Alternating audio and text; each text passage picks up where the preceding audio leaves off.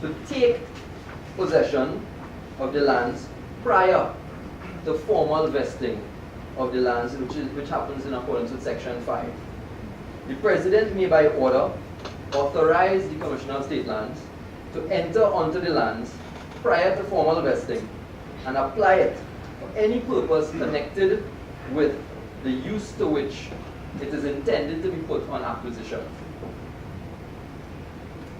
This issuance of said order must be done no earlier than 2 months from the date of publication of the Section 3 notice, and it must be published in the same manner as required by Section 3.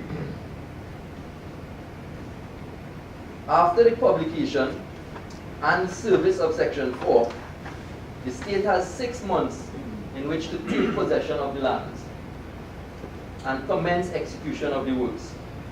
The date of taking possession under this section is critically important.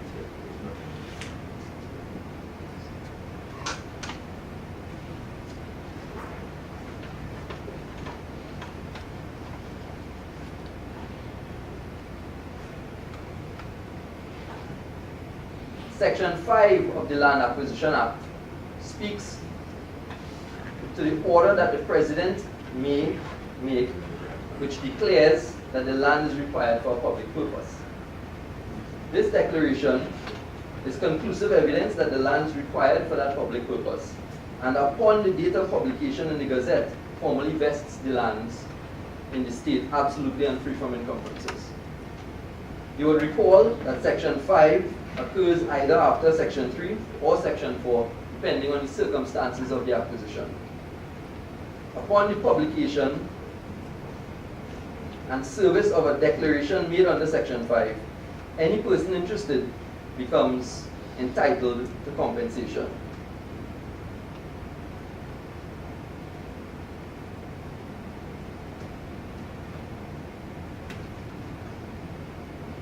So,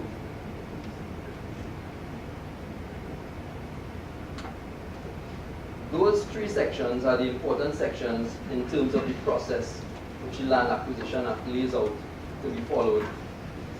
Now let's have a look, having completed that basic summary, let's have a look briefly at 2 photographs that depict Google satellite imagery of the Aranguez area along the Churchill-Roosevelt Highway. In this example, several parcels of land were acquired by the state for the construction of the Aranguez overpass. So in the before picture that you're looking at here, you can see that the Churchill-Roosevelt Highway runs east-west across the picture, and there's no evidence of any of the roundabouts or what you're accustomed to driving on now.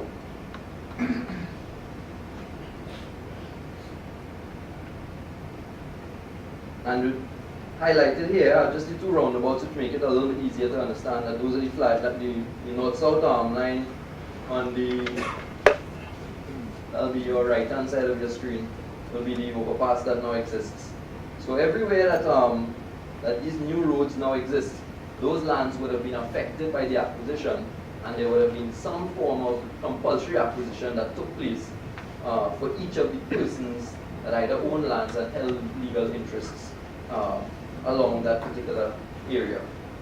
Now note that this purpose is for a public roadway, and therefore the powers that are normally associated with the Commissioner of State Lands in the Land Acquisition Act were in fact conferred onto the Permanent Secretary, Ministry of Works, to whom responsibility for public highway works resides.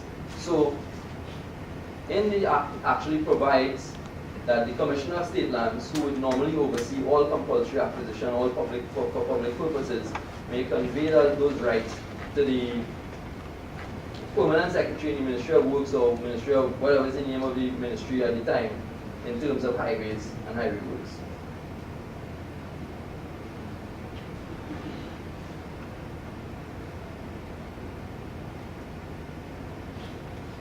We're going to look at a couple of the other important sections of the Act now that are worth mentioning. The transitional matters. We shall now examine a selected few other aspects of the legislation that influence the subsequent calculation of compensation. Firstly, as many of you may have noticed, the current legislation was proclaimed in June 1996. So you may be wondering what happened to compulsory acquisition matters prior to June 1996. Well, the current legislation actually repealed its predecessor, which was the Land Acquisition Act, Chapter 5801. Some of us in the audience actually are familiar with that piece of legislation.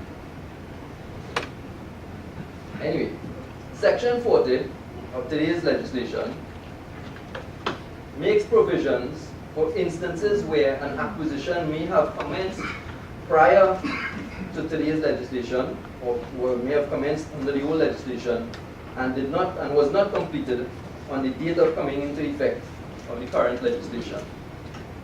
In such instances, where the process has proceeded no further than Section 3,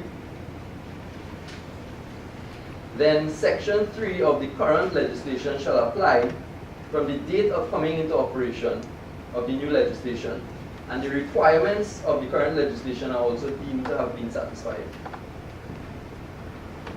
Similarly, where the acquisition of land was commenced and had proceeded no further than entry under Section 4, then Section 4 of today's Act, Section 4 of the new Land Acquisition Act, shall apply with interest at a rate referred to in Section 21 from the date of coming into operation of the new Act. The importance of these transitional matters will be better appreciated when attempting to understand the concept of statutory interest as a part of the discussion later on.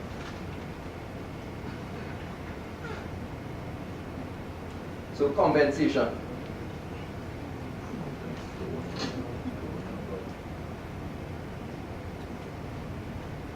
Provisions for the compensation of persons entitled as a result of the acquisition are made in Part 3 of the Land Acquisition Act, 1994. Section 12.1, entitled Rules of Assessment, as the name implies, details the quantification of compensation payable in accordance with specific rules.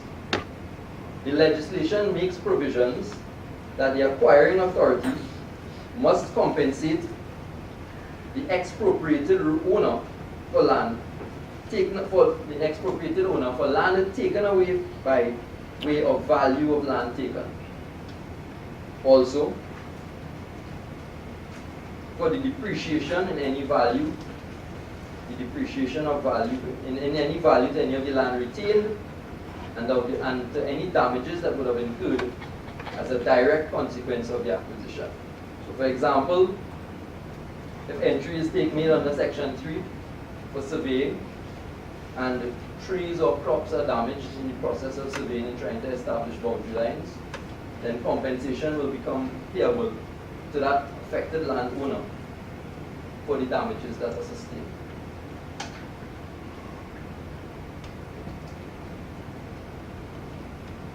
Compensation is based on the primary principle, the principle of equivalence.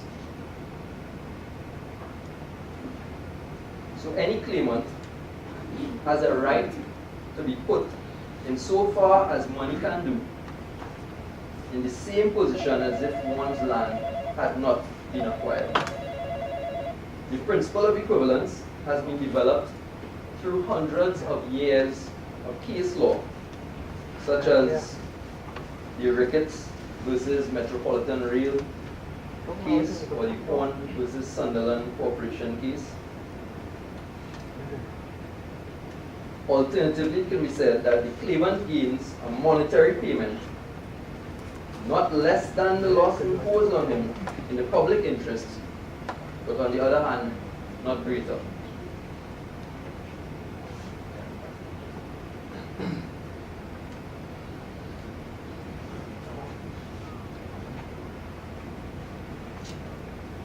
So, Section 12. As I may have mentioned earlier, Section 12 of the Land Acquisition Act sets out the rules of compensation. Although time doesn't permit us to explore each clause individually today, we shall examine a few select clauses to attempt to gather a more informed understanding of the intent of these rules. Section 12A, 12.1a states, the value of land shall be taken to be the amount which the land, if sold in the open market by a willing seller in the condition that it was in on the date of the acquisition, might be expected to realize at the date of taking possession under Section 4, or on the date of publication of Section 5 in the Gazette.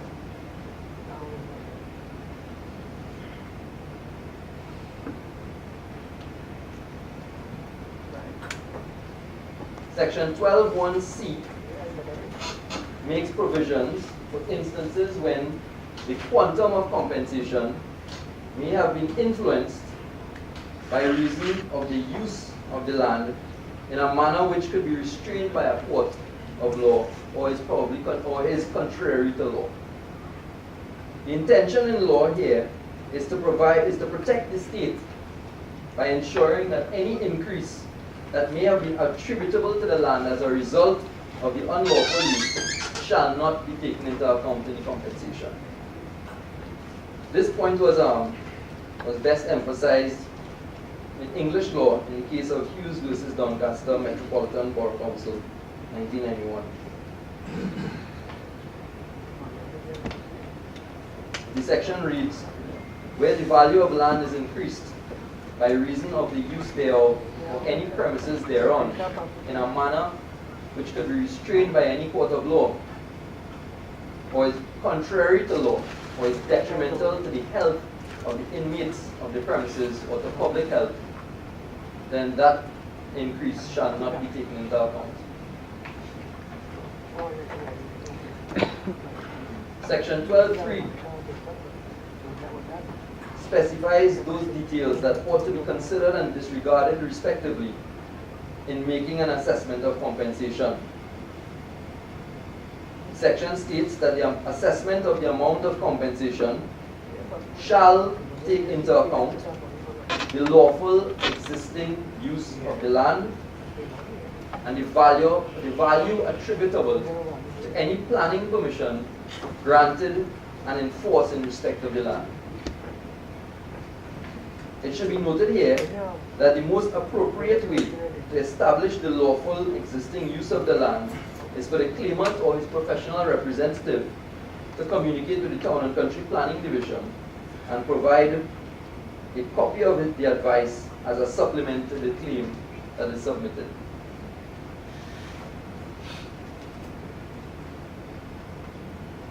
Section 12.3b states that the assessment of compensation shall not take into account any interest in any improvement made to the land without planning permission required under the Town and Country Planning Act, or any enhancement in the value of the land where the use was instituted without proper planning permission. So, seeing a couple of faces smiling in the audience, in Trinidad and Tobago, our planning enforcement is not at its best. And many a citizen have